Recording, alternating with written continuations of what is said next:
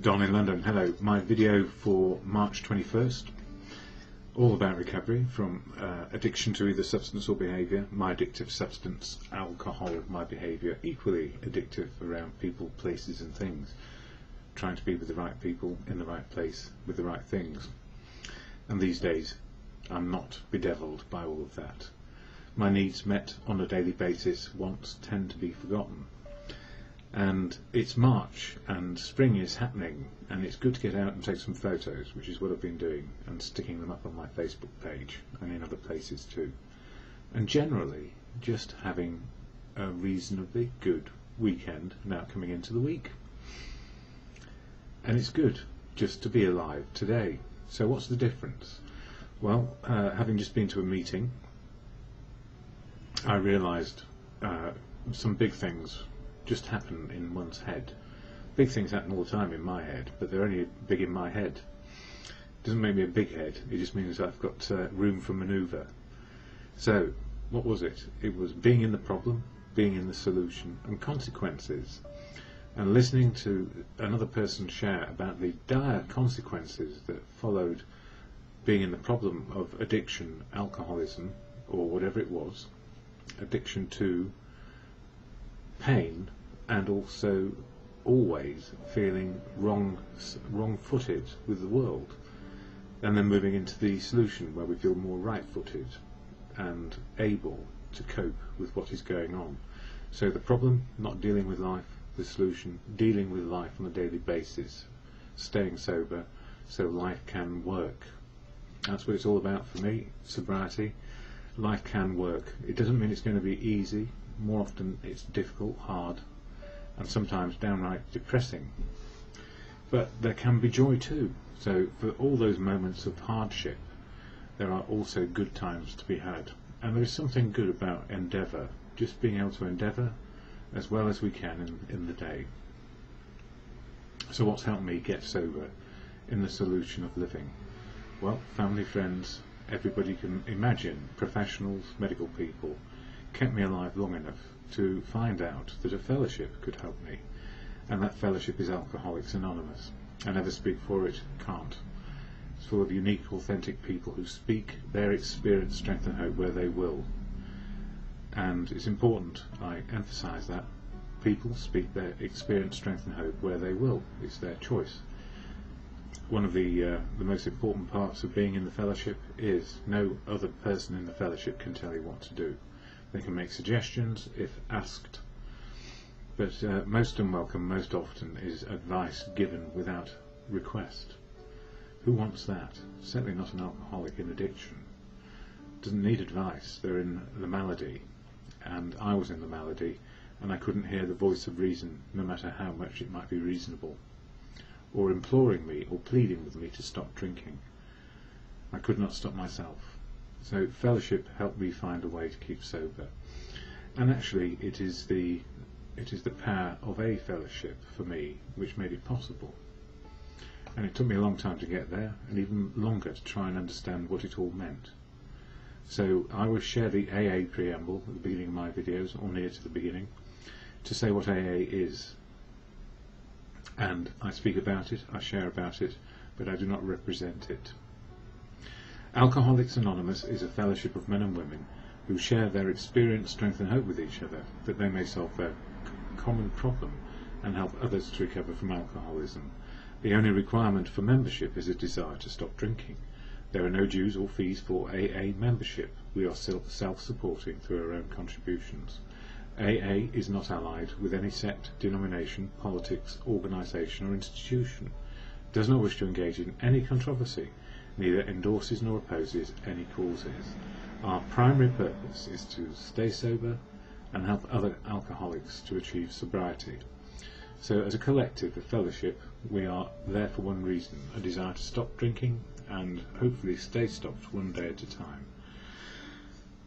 Wonderful. But it took me a long time to really understand that all I needed was a desire to stop. I didn't need to have stopped completely. After all, going to AA is the very last thing that anybody who really enjoys drinking, even when it's overtaken their lives, wants to actually admit. Maybe I need to go to AA to find a way to stop. Yeah, indeed I hated the concept of stopping drinking. I didn't know how life could work without it. And now, these days, I can't imagine life working with it. So it's changed my attitude and my behaviour, if you like, from being completely overwhelmed by life to not being overwhelmed by life. And if I am overwhelmed on any given day, I've got telephone numbers, I've got meetings, and I can actually relate to people normally, or at least as normal as one can be when overwhelmed. At least I know when it's happening to me. But I don't need to go to a pub, a bar, or go to an off-licence or a market and get some booze. I just don't have to do that anymore. In fact, it's probably the last thing I'd want to do. Because life is better sober. It may seem longer, actually, but funnily enough, life seems to speed up in recovery because we are more able, more engaged and more involved. And I share on these videos Experience, Strength and Hope from the Daily Reflections, this book, quite often, and from previous years as well. So at the moment I've been adding the different years together. But for March 21st, and you know, the meeting last night with a group conscience at the end of it about trying to introduce some more rules and regulations into the meeting, where we would have periods of time allocated to particular types of newcomer or shy sharer or anything like that, or the yellow card being waived if people go on too long. I hope we've come to an understanding. I think we have a common agreement that making rules and regulations for people in recovery is not such a good idea, especially in meetings, because it's the flow of a meeting where people are able to share as they wish to do or as they need to do can take a bit of time. And if we start allocating time for newcomers, it means that people are jumping in on top of each other before that time arrives, or nobody wants to speak in newcomers' time, either because there aren't any newcomers, or they're shy, or for whatever reason. I guess what I find works in this particular meeting on a Sunday night for me is let people share as they need to. And often it's at the very end of a share when somebody says what's really on their mind. They have to work up to it. And when people are constrained by time factors, or the feeling that they only have a limited amount of time to share, they try to share everything at once, rather than let the story unravel as it would in any other therapeutic arena. So, you know, it's one of these situations where people say 6 and 2 3s. It's 6 and 6. It was a absolutely even split. And anyway, in the end, it turned out we would stay where we are and revisit if we need to. But the good news is, for me, as a person who likes to go on a bit and also shut up when needed, I can do that. And I can also see when other people are agitated and want to speak. So it's good. At least my marbles are back in place, enough to see what's going on. So meetings are meetings, and what you see is what you get. That's so important in the fellowship. That's where the Experience, Strength and Hope really works. What we see is what we get. It's the attraction of another person's sharing which may inform us what we can do next ourselves. So, Daily Reflections for March 21st, Material and Spiritual Well-Being. Fear of economic insecurity will leave us, page 84 in the AA Big Book. Having fear reduced or eliminated and having economic circumstances improve are two different things. When I was new in AA, I had those two ideas confused. I thought fear would leave me only when I started making money. However, another line from the Big Book jumped off the page one day when I was chewing on my financial difficulties. For us, material well-being always followed spiritual progress. It never preceded. That's on page 127. I suddenly understood that this promise was a guarantee. I saw that it put priorities in the correct order, that spiritual progress would diminish that terrible fear of being destitute, just as it diminished my many other fears. Today I try to use the talents God gave me to benefit others, which is about being involved spiritually with the world. I found that it is what others valued all along. I try to remember that I no longer work for myself. I only get the use of the wealth God created. I never owned it. My life's purpose is much clearer when I just work to help, not to possess. Yeah, so material and spiritual well-being. I mean, spiritual progress is about seeing the truth of now, seeing what can be done and what can't be done, being realistic, coping with what is. And if my needs are met, my wants around feeling secure disappear, because if my needs are met, I am secure. And in my early recovery I had nothing, destitute. Well, I had the help of some in limited ways, which was very good for me, because it meant my needs were met, just needs met, and then working towards how to live a life in reality. So in a funny sort of way, materialism is not it. It's got much, well, materialism is spiritual as well. Everything is spiritual. But having enough and being able to help, not in that order, being able to help people, share and contribute to society in whatever way one can, and it can be a kind word, through to somebody who's a multimillionaire and be very philanthropic. It's down to how a person deals with their spiritual progress. So economic insecurity, well, I don't have security of economy or economic security in the sense that I need never worry again. But you know, if needs are met today, there's no need to worry about wants. And it's a difficult world, so we never know from one day to the next whether we're going to be flush or just getting by. And the irony is, when I'm just getting by, or I just have a few quid extra, what counts is the relationships around me. That's what counts for me. So, March 21st, another day. Springtime, it's all happening, and at the end of my videos what I say, which is important to me, is the Serenity Prayer. Never thought I'd be a prayer, never thought I'd have an understanding of God. Mine is very simple: truth, love, wisdom. It's the truth of life as it is. Love is being able to love people and be loved back. And wisdom is what I learn from others. So if that's God, God works for me in my life. And God works through people. And somebody was surprised and said something in a comment back to me on one of my videos. Were you ever an agnostic? Or you were an agnostic? And of course the answer is yes, many times. And you know, what we come to believe in is based on our life experience and what is working in our life today. So as we come to understand our own particular faith, or if we belong to a particular faith which is religious based, it's what we come to believe works for us and those around us in our daily living. Because why else would we be interested in faith at all? So faith in people, faith in love, faith in the truth, faith in the wisdom of others. God-given. Whatever God is to you. And that's the most important thing within AA, when we're not allied to anything. Sect, denomination, politics, organisation or institution. The fellowship is not aligned with any of them. But you may be, or I may be, because that's what we prefer in our lives.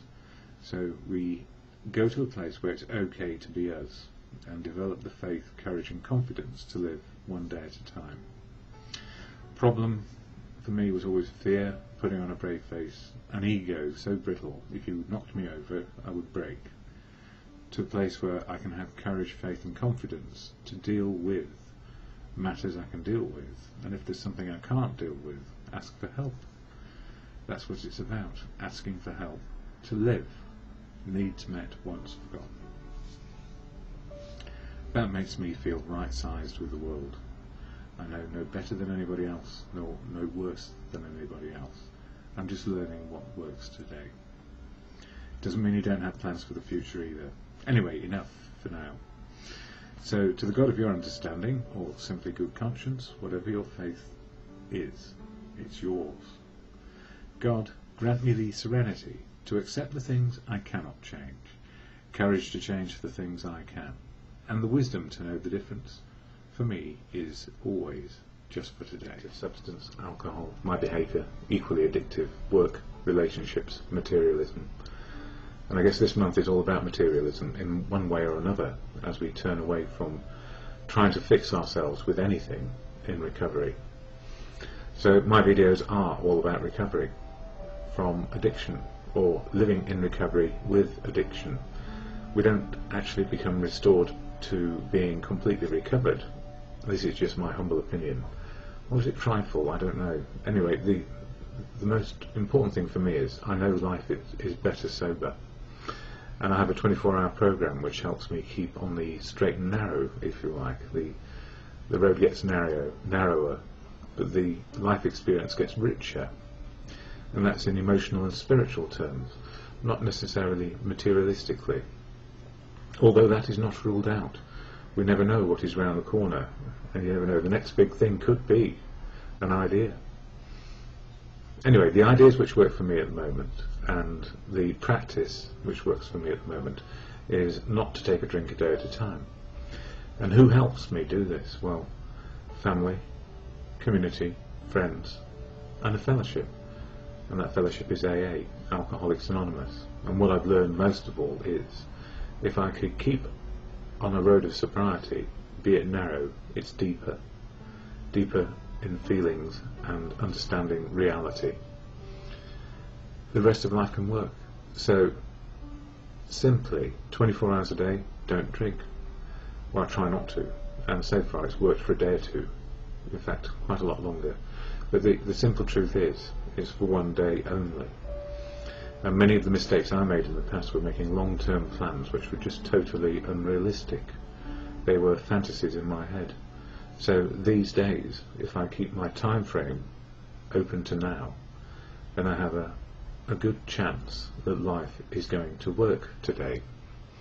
So needs and wants, my needs are met on a daily basis, if I'm still alive at the end of it. Wants, well, they tend to disappear as something which is superfluous to living.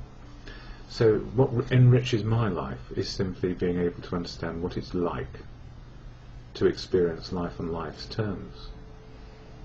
So AA, the Fellowship of AA, Alcoholics Anonymous, is a big part of my story, and I've learned lean on fellowship to keep sober. And if I keep sober, everything else has a possibility of working out. It doesn't mean it's going to work out the way I would want it to, but it covers my needs most days. So I'm learning life just one day at a time. I think that's the greatest gift that we are given. So, you know, my history, 35 years of drinking, I don't know when I crossed the line, but I do know the first drink did do some damage. It changed my feelings and shaped my attitude and behaviour to life. And I have good teachers around me all the way. Because if we drink a lot, we associate with people who drink a lot. And some people seem to get away with it. I don't know how well that is expressed in reality, getting away with something. But these days, I prefer to live life as it is, and see where it will take me. So AA, integral to my story. I'm not a spokesperson for AA, never will be, never can be, never want to be, never need to be. The fellowship is full of unique, authentic people who speak for themselves where they choose. And I choose to share experience, strength and hope with a video for those who cannot get to a meeting or just don't know much about the fellowship and have heard either good things or bad things. Each person's experience of the fellowship need be unique and authentic to them. And the gift of fellowship is nobody can tell you what to do. It's got a lot of suggestions and that's it. And what we do with them is as we work our lives sober. So, what is AA? That's a little bit about it. But I've got the statement of intent on this little card here. And I share it and I read it because if I recite it, I can forget bits. And if I recite it, it's a recitation rather than a feeling of it has some meaning for me. That's just me. So here is the AA preamble, or statement of intent. Alcoholics Anonymous is a fellowship of men and women who share their experience, strength and hope with each other, that they may solve their common problem and help others to recover from alcoholism. The only requirement for membership is a desire to stop drinking. There are no dues or fees for AA membership. We are self-supporting through our own contributions.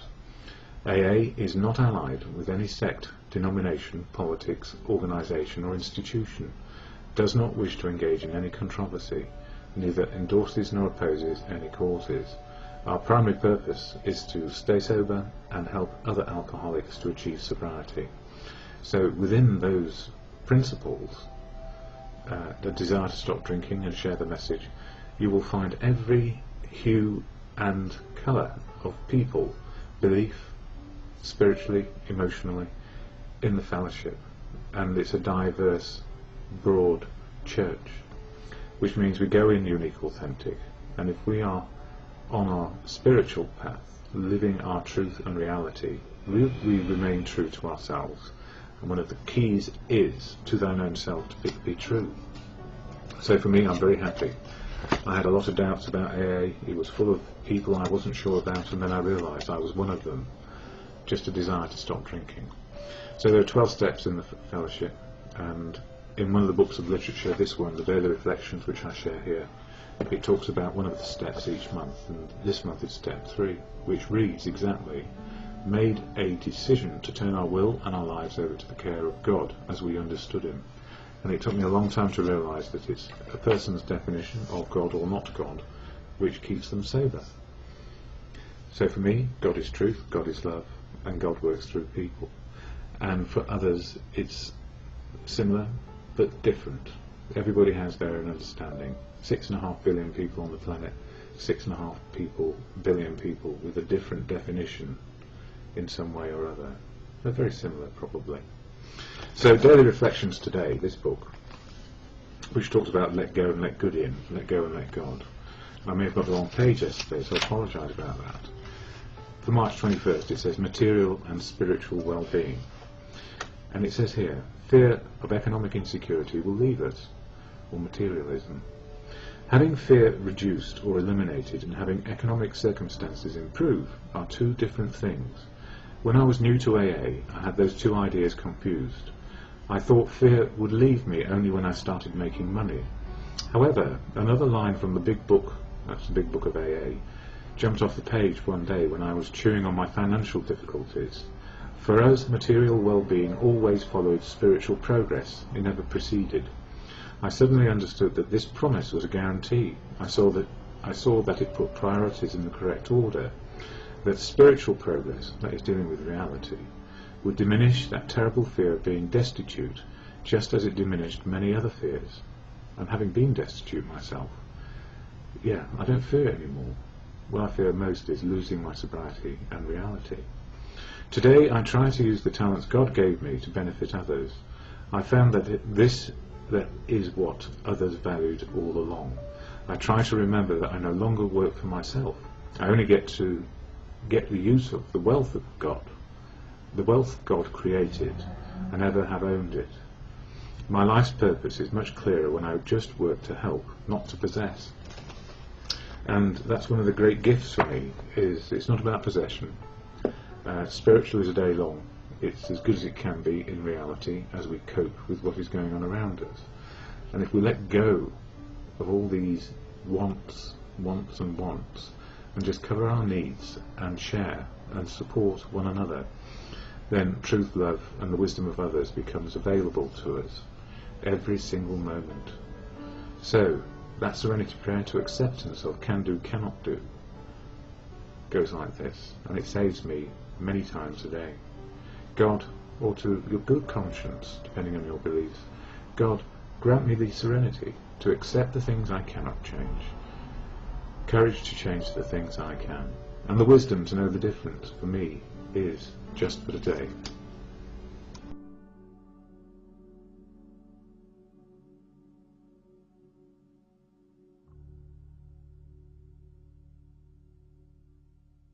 videos all about recovery from addiction to either substance or behaviour. My substance, alcohol; my behaviour, any old olic you can think of. Workaholic, alcoholic, relationship-aholic, and I'm now left with an ism which keeps me in the day. It's the day-to-day living that I can do. Now I'm in recovery from addiction, and it's not always easy, and the last fortnight's been quite difficult. I've had a bereavement. I've broken up with my partner, but she's alright, I hope, and I've also been going through regime change to do with type 1 diabetes and clinical depression, so quite a lot of changes in my life all at once, and not necessarily good for me. Normally I try and keep one change going at a time, a bit like a day at a time, but sometimes we are overwhelmed by things happening which we have no control over. And the fellowship of AA, Alcoholics Anonymous, makes it all possible by just keeping me in the day and keeping me a little bit further away from a drink than I would otherwise be. And the gift is that really these days I am still alive and I'm still just about kicking. But sometimes, you know, we get overwhelmed by what's going on in our lives. And yesterday lunch I would have normally gone to Eaton Square, but I was just too exhausted, and insomnia and other things were on my mind, I guess. But I did get to a meeting last night, and it was good to hear that the person whose funeral I go to next week was remembered and will not be forgotten. Somebody who helped a lot of people just by being there. And that's the gift, really, for anybody in recovery. They can help others, and this is why I do these videos. I shared a AA preamble at the beginning of my videos, like now, because it slows me down and makes it possible to speak as I find in this moment. And I don't speak for AA, Alcoholics Anonymous, I just speak for myself, and nobody does. Nobody speaks on behalf of a fellowship. It's just a bunch of ordinary people getting along, with one common similarity, that is recovery. So the preamble goes like this. I'll get it the right way up. AA. Alcoholics Anonymous is a fellowship of men and women who share their experience, strength and hope with each other, that they may solve their common problem and help others to recover from alcoholism. The only requirement for membership is a desire to stop drinking. There are no dues or fees for AA membership. We are self-supporting through our own contributions. AA is not allied with any sect, denomination, politics, organisation or institution. Does not wish to engage in any controversy, neither endorses nor opposes any causes. Our primary purpose is to stay sober and help other alcoholics to achieve sobriety. And you know, the program works in three ways.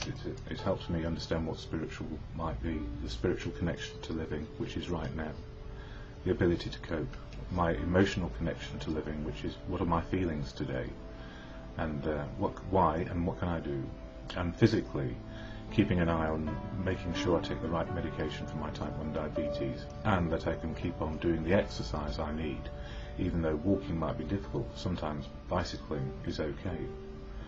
So we work out a way to keep going, I guess, one day at a time in the fellowship, and then it goes into days, weeks, months, years, and sometimes people go out for another convincer or research. Fortunately for me, I haven't had to do that of late, but you know, these are they're testing times for me, just trying to keep afloat, and you know, the credit crunch as well, it all affects us. So I'll be glad when it gets a bit warmer here and I can turn off my utilities like the gas and the electric more often. Anyway, the fellowship of AA is really the focus of what keeps me going, and there are 12 action steps for me to live. They're action steps of living rather than an educational variety of steps. It's not something that I will ever graduate from. I can graduate each day, if you like, into another day, but the recovery goes on one day at a time. And the 12 action steps are in the book, Daily Reflections, 1 step a month. And sometimes they're very obvious in what they're talking about, sometimes they're a bit oblique, a bit like me, but March is the third month, and the third step reads, made a decision to turn our will and our lives over to the care of God as we understood Him. And although it says we understood Him, it's actually our own personal understanding of what God may be in our lives. So I like my nuts and bolts borrowed from Gandhi and other people. God is truth, God is love, and God works through people.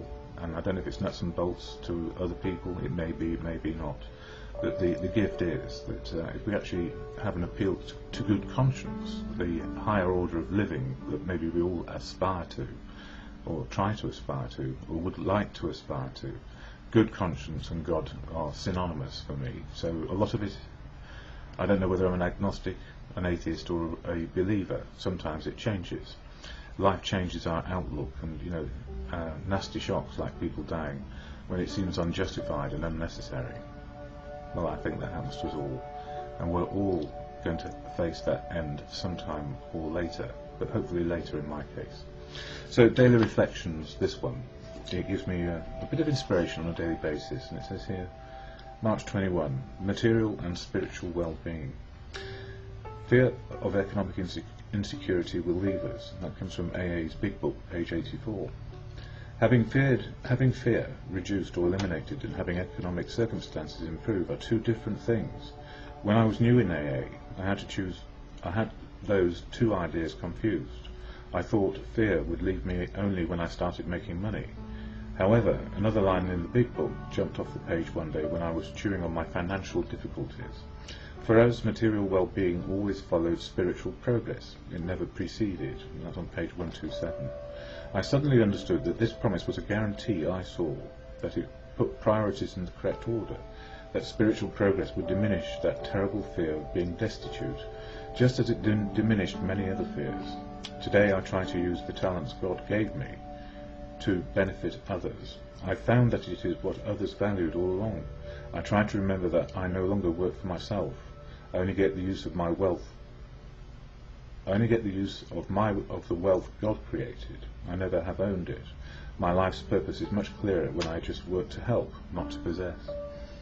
And I guess in my early days of living, all through my teens, I was more of a person with a philanthropic and good conscience outlook. But then the hard realities of life hit our family when my father had difficulties financially, and we all had to go out to work. And it's the order though which is important. Spiritual progress leads to less fear, and not having something is often better than not wanting something. And the difference is needs and wants. Some things we need to keep going, like enough, and some wants are beyond that, which is excess or surplus. But the spiritual condition is really enabling us to stop fearing what we don't know, that we can only live in the moment of now maybe and make use of it. And the other book I use in these videos, As Bill Sees It, a page a day or more depending on how you're feeling. And page 54, to deepen our insight. It is necessary that we extricate from an examination of our personal relations every bit of information about ourselves and our fundamental difficulties that we can, since defective relations with other human beings have nearly always been the immediate cause of our woes, including our alcoholism. No field of investigation could yield more satisfying and valuable rewards than this one. In other words, do a personal inventory of our good side and our bad side. Calm, thoughtful reflection upon personal relations can deepen our insight. We can go far beyond those things which were superficially wrong with us, to see those flaws which were basic flaws, which sometimes were responsible for the whole pattern of our lives. Thoroughness, we have found, will pay handsomely. And for me, I guess when I did it thoroughly, three big things came out at me, and you've probably heard them over and over again if you've been watching my videos. It was fear, putting on a brave face, and utilising my ego, that brittle part which can break very easily, and under which those brave facing maybe, or more likely fear.